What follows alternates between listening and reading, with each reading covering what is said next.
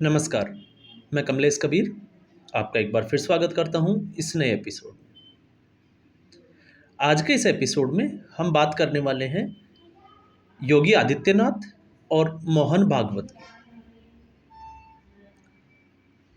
मोहन भागवत जी के साथ में कल योगी आदित्यनाथ की एक बंद कमरे में 40 से 45 मिनट की एक मीटिंग हुई। और वैसे मीटिंग का जो कारण था वो था कुंभ की जो तैयारियां थी और उनका जो निमंत्रण था उसको लेकर।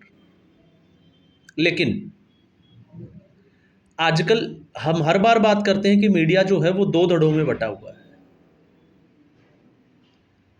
और एक मीडिया जो है वो इस कदर नीचे गिर गया है, जिनको मैं ज़्यादातर जो है वो बरनौल पत्रकार इसलिए बोला जाता है कि उनको जो है ये कुछ चीज़ें हैं जो पसंद नहीं आती है।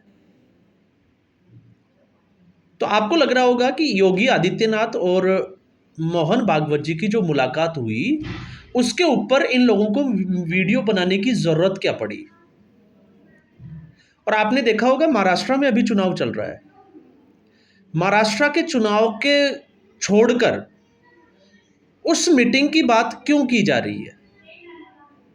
और महाराष्ट्र में जब चुनाव है तो फिर नितिन गडकरी का जो है वो मुद्दा क्यों उठाया जा रहा है कि नितिन गडकरी को भारतीय जनता पार्टी की तरफ से साइडलाइन कर दिया गया है। तो इससे आपको समझ में आएगा कि इन लोगों की मानसिकता क्या है। इन लोगों की मानसिकता सिर्फ और सिर्फ मोदी साहब के टारगेट करना और लोगों को गुमराह करना। इसलिए मैं हमेशा कहता हूं कि फैक्ट्स की जो है वो जांच हमेशा करनी चाहिए। कल भी मैंने एक वीडियो जो है वो देखा था जिसमें मल्लिकार्जुन खड़गे को लेकर एक बात की गई थी कि मल्लिकार्जुन खड़गे को मीटिंग से बाहर का रास्ता दिखाया गया कल जो प्रियंका गांधी का नामांकन हुआ था। तो मुझे लगता है कि ऐसे ऐसे मुद्दे पर पहले जो है वो फैक्ट्स की जांच करनी चाहिए, क्योंकि टूल किट जो है वो बड़े हावी होते हैं, एडिट करते हैं, वीडियो को डालते हैं।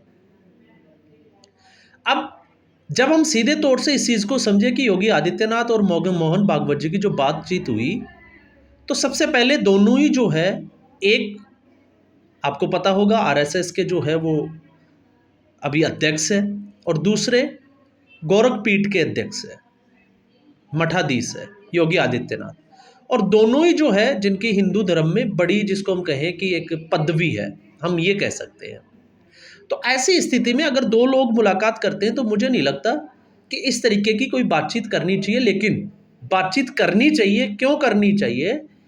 इसलिए करनी चाहिए क्योंकि उत्तर प्रदेश के लोकसभा के जो चुनाव हुए थे, जिसको अशोक वानखेड़े ने इस वीडियो में जो है वो आधार बनाया कि आरएसएस जो था वो उस वक्त नाराज था, जिस तरीके से जेपी नड्डा ने भी एक बातचीत जो है मंच के ऊपर बोली थी। और उसके बाद में, लेकिन इसमें जो है वो इस वीडियो में उन्होंने एक बात बड़ी दिलचस्प बोली है।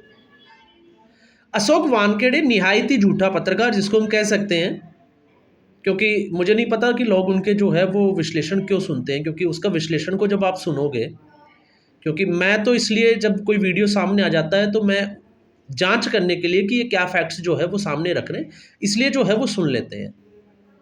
और ये मैं क्यों बोल रहा हूँ, हरियाणा विधानसभा चुनाव से पहले तक अशोक वानखेड़े जो है वो राहुल गांधी ये है, शेर है, मोदी साहब डर गए, नींद उड़ गई, वो तमाम तरह की इसने बातें की और हुड्डा को मुख्यमंत्री के रूप में प्रोजेक्ट किया। लेकिन अचानक से कांग्रेस पार्टी हार गई। तो कांग्रेस पार्टी हारी तो इन्होंने राहुल गांधी को चूना तो लगाया ही, केसी वेणुगोपाल के ऊपर बड़ा एक ठीकरा फोड़ दिया और केसी वेणुगोपाल की वो बातें बताई जो शायद हो सकता है मुझे और आप लोगों को भी नहीं पता हो, कि जिस तरीके से महिला मित्रों को, और जिस सीट का नाम भी लिया मैंने, तो आपको वीडियो में बताया भी था कि वो किस बारे में बात कर रहे हैं। लेकिन खैर, उससे आगे बढ़ते हैं। भारतीय जनता पार्टी, भारतीय जनता पार्टी कल क्या होगा, उसका अध्यक्ष कौन होगा, किसको मंत्री बनाया जाएगा, किसको मुख्यमंत्री बनाया जाएगा, यही पत्रकार मंडली जो है वो एडी से चोटी तक का जोर लगाती है और संभावनाएं जताती है। वसुंधरा राजे ने राजस्थान में जो है वो ये कर दिया, शक्ति प्रदर्शन किया, मोदी साहब डर गए, मुख्यमंत्री जो है वो वसुंधरा राजे का बनना तय है, और फिर अचानक से भजनलाल शर्मा आ जाते हैं। आप इनकी क्रेडिबिलिटी देखिए। और सबसे बड़ी बात है कि इतना झूठ बोलने के बाद में भी इन लोगों को आत्मविश्वास कहाँ से आता है। और उससे भी बड़ी बात, जिन लोगों को ये बोला जाता है कि अंधभक्त, जो मोदी की आइडियोलॉजी या भारतीय जनता पार्टी की आइडियोलॉजी को पसंद करते हैं, उनको अंधभक्त बोला जाता है। तो मुझे ये समझ में नहीं आता कि अंधभक्त कौन है। अंधभक्त तो वो लोग हैं जो फिर भी इनको सुनते हैं और बार बार सुनते हैं, और उनको पता है अगर ये महाराष्ट्र में नितिन गडकरी के ऊपर अगर वीडियो बना रहे हैं, योगी आदित्यनाथ और आरएसएस के ऊपर वीडियो बना रहे हैं, तो मान के चलिए कि महाराष्ट्र में कांग्रेस पार्टी की दुर्गति होने वाली है। ये जो भी वीडियो बनाते हैं आप उसका एक बार जो है वो थोड़ा उलट करके बना लीजिए, सोच के देखिए, आपको उसका आंसर जो है वो अपने आप मिल जाएगा। और मैं ऐसा नहीं, मैं बहुत बार ऐसा जो है वो कर चुका हूँ। मैं उसको जो है वो उनके जो ये बात करते हैं ये मीडिया वाले, मैं उसके उलट जो है उसके ऊपर सोच के देखता हूँ, और जब सोचता हूँ विचार करता हूँ तो उसके बाद जो है मुझे कुछ फैक्ट्स भी मिल जाते हैं, और साथ में एक आइडिया भी लग जाता है कि ये लोग जो है वो किस तरीके की। तो आप सोच के देखिए कि भारतीय जनता पार्टी में जब शिवराज सिंह चौहान जो है वो क्लीन स्वीप कर गया तीसरी बार, शिवराज सिंह चौहान अब जो है वो मोदी से बड़ा हो जाएगा, शिवराज सिंह चौहान को कोई हटा नहीं सकता, मोदी और शाह की कुर्सी जो है वो खतरे में हो आ जाएगी, और फिर अचानक से जो है वो मोहनलाल यादव को जो है मुख्यमंत्री बना दिया जाता है।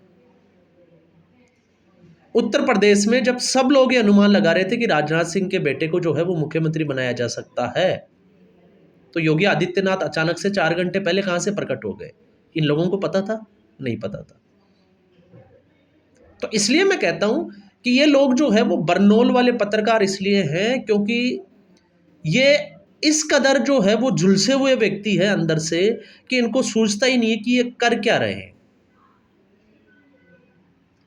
अब योगी आदित्यनाथ और मोदी की वो सॉरी मोहन भागवत जी की जो मुलाकात है उसके कई मायने हो सकते हैं। और सबसे बड़ी बात, जब दोनों की मीटिंग हुई तो क्या अशोक वानखेड़े बीच में बैठकर क्या कर रहे थे, मुझे ये समझ में नहीं आता। इन लोगों को लगता है कि 2014 से पहले जो चीज़ें थी कि ये लोग बीच में बैठ जाते थे और बीच में बैठ कर जो है वो रिपोर्टिंग करते थे और फिर आके बोलते थे। और फिर आजकल पत्रकारों का एक और बड़ा ढंग है, और वो ये है कि सूत्रों के हवाले से उनको खबर मिली है। अब ये इनके कौन से सूत्र जो है वो वहाँ पे चले जाते हैं जिनको ये पता चल जाता है, जबकि और किसी लीडर को पता ही नहीं होता, पूरी भारतीय जनता पार्टी को ही नहीं पता होता कि होने वाला क्या है। दूसरा, मैं आपको बता देता हूँ क्योंकि मैं कोई पत्रकार नहीं हूँ, मैं एज ए मेमोरी ट्रेनर और एजुकेशन साइकोलॉजिस्ट वर्क करता हूँ। पॉलिटिक्स में मेरा जो है वो इंटरेस्ट है, मैं इस पर नज़र रखता हूँ, तो इसलिए मुझे बात करना अच्छा लगता है।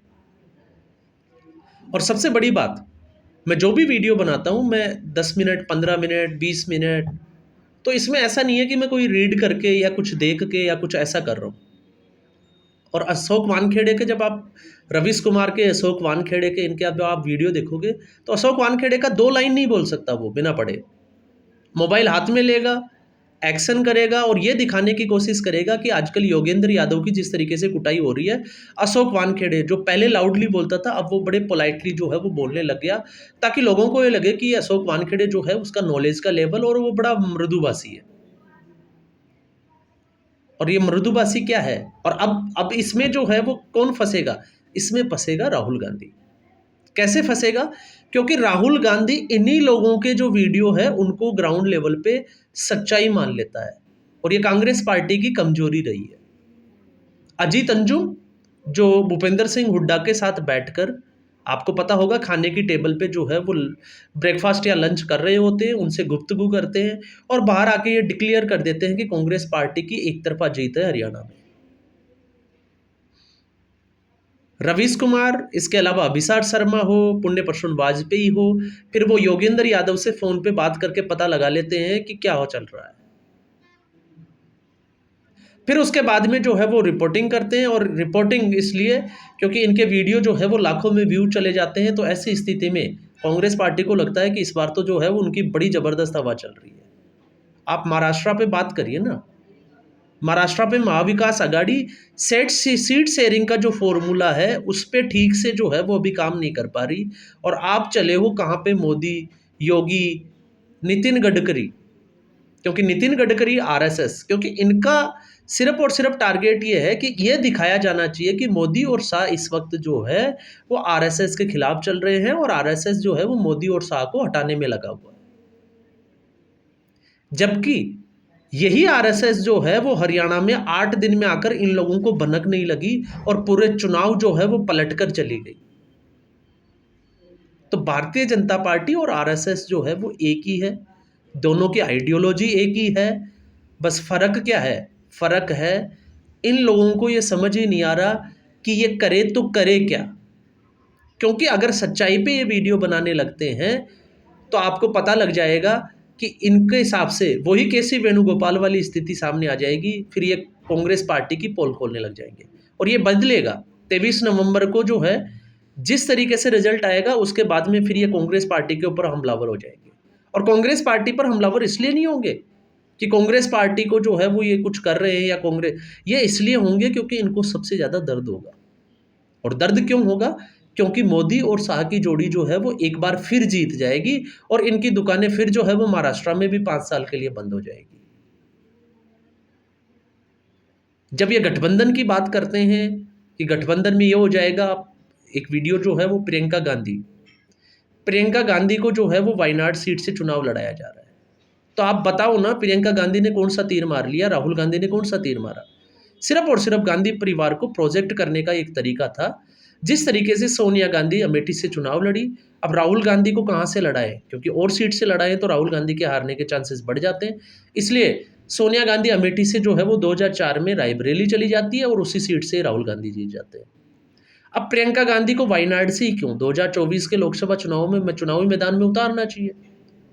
और जिन लोगों को ये लग रहा है कि प्रियंका गांधी पहली बार जो है वो चुनाव में उतरी है, अरे 2022 का विधानसभा चुनाव उसी योगी के सामने प्रियंका गांधी को कमान दी गई थी कांग्रेस पार्टी की, और कांग्रेस पार्टी का पूरा वोट बैंक 2% के आसपास आके सिमट गया।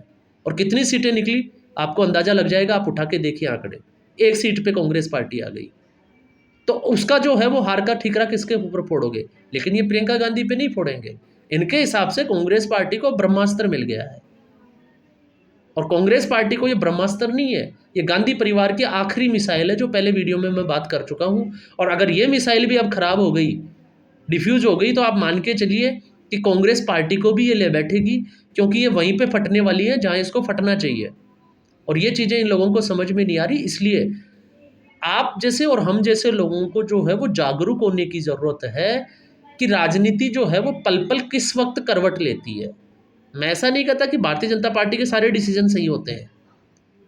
मैं कई मुद्दों पे जो है वो भारतीय जनता पार्टी को, चाहे वो यूसीसी का मुद्दा हो, चाहे वो भारतीय जनता पार्टी का दल बदल का, जैसे अजीत पवार जैसे लोगों को अपनी पार्टी में शामिल करने का मुद्दा हो, और अभी भी आपने देखा पंजाब से ये घटना हुई, सतवीर कौर, जो 2017 से लेके 2022 तक एमएलए रही कांग्रेस पार्टी की, और अब वो भारतीय जनता पार्टी में आ गई, और वो जो है वो रंगे हाथों पकड़ी गई ड्रग्स के उसमें, और पुलिस वालों पे कार तक चढ़ाने की कोशिश की गई।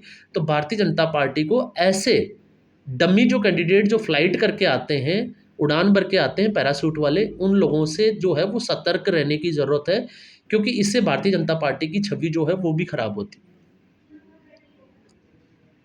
तो ये जो है ये वीडियो वैसे जो है, मुझे नहीं पता कि इस पे मुझे बात करनी चाहिए थी या नहीं करनी चाहिए थी, लेकिन मुझे लगा कि इस पे जो है वो खुल के बात करनी चाहिए।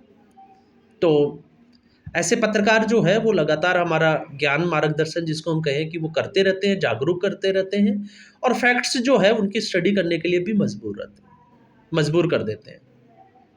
तो अब आप समझ गए होंगे कि योगी और मोहन भागवत की जो मुलाकात है उसके मायने क्या है, और उसके मायने जो है वो महाराष्ट्र के चुनाव में जो है वो देखने को मिलेंगे।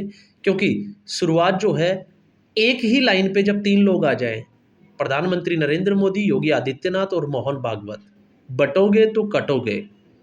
और उसका आपने रिजल्ट देख लिया, और ये इन लोगों ने भी देख लिया, और इन लोगों को पता है कि जब तक ये लोगों को कंफ्यूज नहीं करेंगे तब तक हिंदू जो है वो अब एकजुट होना दिखाई दे रहा है, और वो होता रहेगा।